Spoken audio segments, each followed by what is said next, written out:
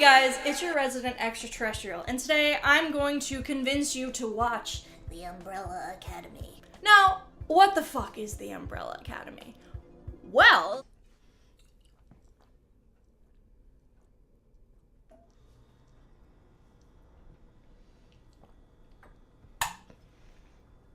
now I don't have to worry about it spilling. So unless you've been living under a fucking rock, there is a new Netflix series out called The Umbrella Academy. It came out on February 15th, just in time for Valentine's Day, and just in time for me to cuddle up in my bed alone.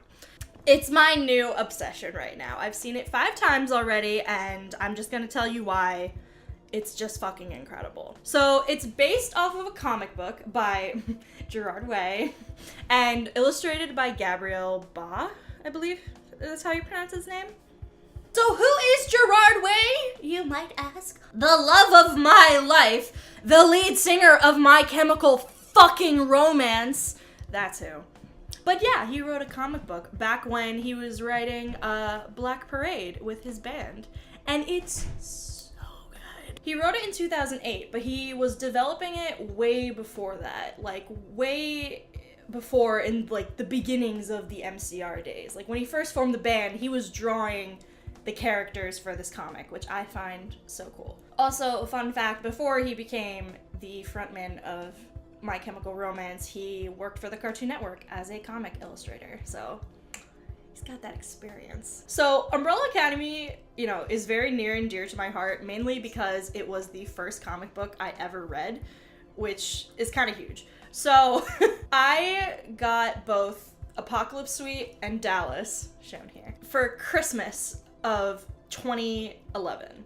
And then months later, the Avengers movie came out, and that's just like what kickstarted just like my whole love of superheroes. And for those who don't know, that's basically like, comic books are just part of me. A part of my soul. I mean, I wrote my college essay about why comic books are a defining factor in my life. If that's any consolation as to... Yeah, I'm that kind of nerd, I'm sorry. I was a stereotypical emo child, and I loved My Chemical Romance. I believe, like, I actually saw My Chemical Romance the summer before that Christmas, so I was like, I need to read everything that Gerard produces, and then I did. So, I'm so fucking pumped. It is so fucking good. I can't even begin to explain, but I'm going to the best I can. So, the Netflix show and the comic both start out with the birth of 43 children in various locations. And what sets them apart from everyone else is that the mothers of these children were not pregnant to begin with. They were just suddenly pregnant and gave birth on the 1st of October. Just out of the blue. And so this guy, Reginald, who is maybe an alien, we don't know, goes around trying to collect some of these children for his own uses. So he gets 7 of them, and he forms a superhero team with them. And it's great and fun, but that's not what the main story is about. Because the story starts off with Reginald dying, which is great, because he's an asshole. He's dead, and all the siblings who are just kind of going about their daily lives hear about it, and they all kind of have this huge family reunion and have his funeral. And that's where shit goes down. I don't want to give too many spoilers about the show, because you should just experience this for yourself. Like, there's not a lot of ways to describe it, but I'm just gonna give you a quick rundown, because that's literally just the best I can do. I'm gonna go through the 7 main characters of the show, adequately named numbers 1 through 7, literally. Throughout their childhood, they were basically raised to be superheroes. In order to be superheroes, you kind of have to have a superpower, right? Probably, unless you're Nightwing. Number 1, his name is Luther. He is the leader of the Umbrella Academy. His initial superpower is super strength, I believe. He's constantly looking to Reginald for approval, and he's always just trying to be the best he can be, but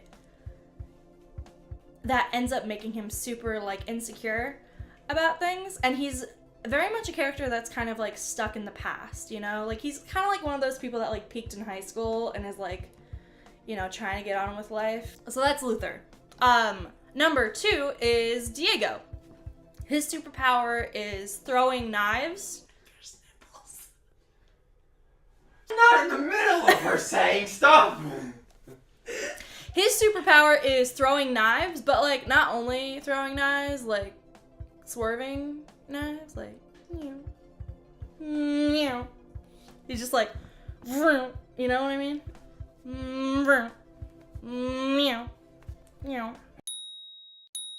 As he kind of grows older, he becomes a vigilante with his powers. He comes off as that bad boy type, but in reality, he's just a big softie and a big mama's boy, and I love that. Number 3 is Allison. Allison is really interesting because her superpower is mind control. Basically, she says, I heard a rumor, and then whatever comes after that comes true. Which kind of sets up a huge problem for her because she gets everything that she wants and manipulates things into being what she wants. So she starts off in this comic and TV show as being a famous movie star, and, you know, she's got a husband and a kid, and, like, she's super successful, right? However, it all kind of starts falling apart at the seams because she's literally mind controlling her family into kind of loving her. She realizes that using her power to influence her life, like, doesn't make it real. So she feels super guilty about it. And it's interesting how she kind of like deals with that on top of all the other bullshit in this show. I'd fuck Allison. I'd literally fuck everyone in this cast. Except for 5. We're cutting that out. Even Luther? Some days, man. I'm desperate. Sometimes, don't you also have furry moments? No? No, I am a furry. Please take yourself out with a gun. Number 4. Oh my god. So Klaus is probably one of the most relatable characters. Basically, his superpower is to commune with the dead, which sounds pretty cool. You know, you get to see dead loved ones and whatnot. But like, who wants to see and hear the dead all the time, right? So instead, he does a lot of drugs and drinks a lot. And like, relatable. Why deal with your demons when you can drink them away? Am I right? But besides the fact that he drinks a lot and does drugs, he is a really good, loving character, I guess you could say. Like, he does really care about his siblings. He just doesn't care enough about himself. And he's also a very chaotic character. I can't explain to you how chaotic, but he's just very chaotic in a very good way. Number 5 is 5. This is where shit gets really fucking complicated. So number 5 is the 5th sibling of the family, and his initial power is teleportation. He can spatial shift from one place to another, right?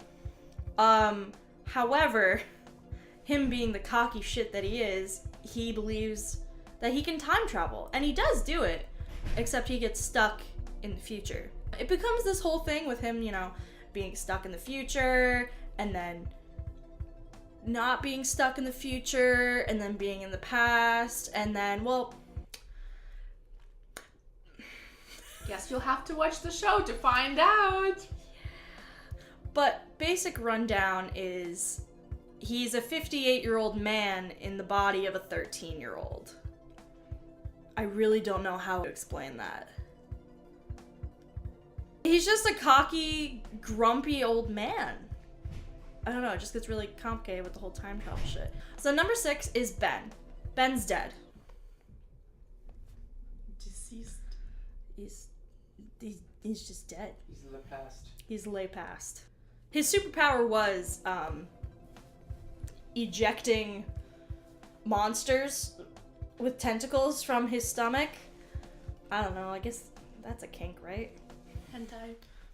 But it's basically implied in both the comic and the Netflix series that his power or ability is basically what killed him. We don't know how he died. We really don't know when he died. But he's just kind of dead the whole time. Number 7 is Vanya. Vanya, she's kind of the black sheep of the family. Sorry, I just spit everywhere.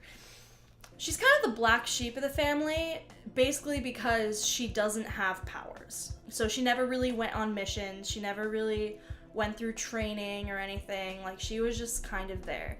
But because she had nothing to do, she practiced violin a lot, so she plays violin really well. Because she's the black sheep and because her family never really accepted or included her, she's got a lot of family issues. And it is revealed in the first episode that she wrote an entire book about how fucked up their family was.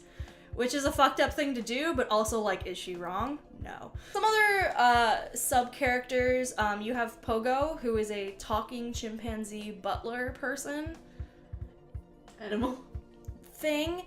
You just kind of have to accept that he exists. Their mom in this story is a robot programmed by Reginald himself. And you have a couple time-traveling assassins.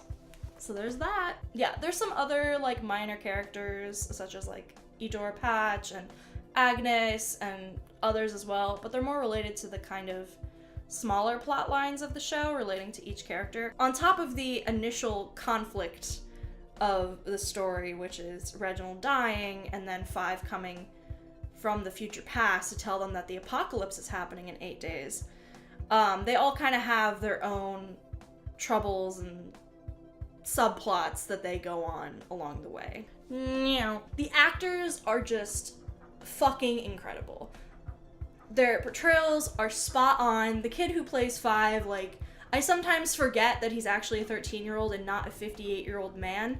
That's how fucking good he is.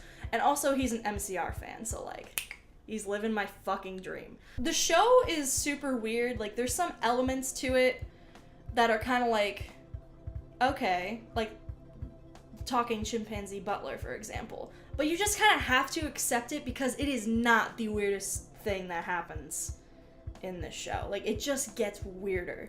But that's also the most compelling part of it, because it's like, you kind of think to yourself, how much weirder can it get? You know? Right? Right? I just don't know. We just don't know. This show and comic is very much based on the fact that they're just, like, fucked up individuals. You know, like, they had a really fucked up dysfunctional childhood. They're not good as a family unit. Because, like, what kind of father, like, turns their kids into superheroes and then makes money off of it? That kind of sucks. But at least their house is nice. What I like a lot about the show is that the sibling relationships feel real. Like, the interactions, you know? Like, you see these actors who are no means, like, related to each other, but you watch them and you're like, yeah, they're definitely brothers. So basically what sets the show apart from so many other TV shows, and I'm talking, like, Supergirl, Arrow, The Flash, you know, all those fucking CW shows. I can't keep track of them anymore, guys. Please help me. What sets them apart is basically, like, one, there's not really a set villain. Like, it's almost implied that, like, the villains are themselves, which is kind of interesting. Like, yeah, like, you have, like, you know, obviously time-traveling assassins as, like, kind of a conflict, but, like, the biggest problem isn't them, it's mainly family issues that just kind of become large-scale, which is interesting. Also, too, the show is way better written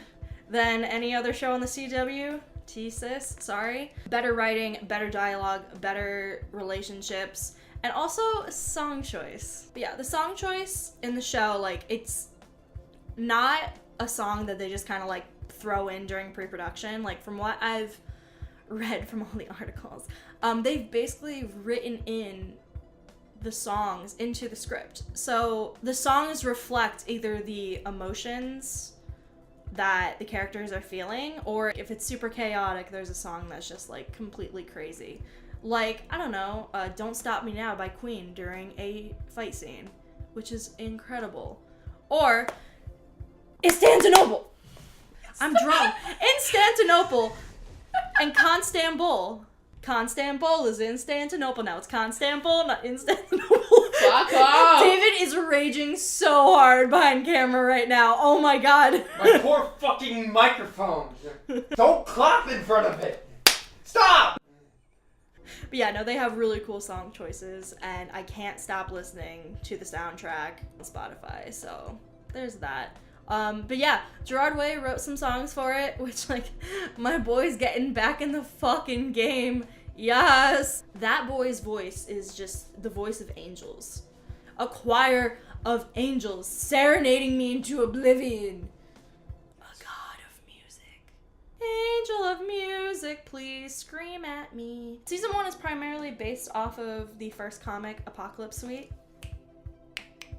So the series is ongoing. Right now, Gerard is working on the 3rd volume of the series called Hotel Oblivion.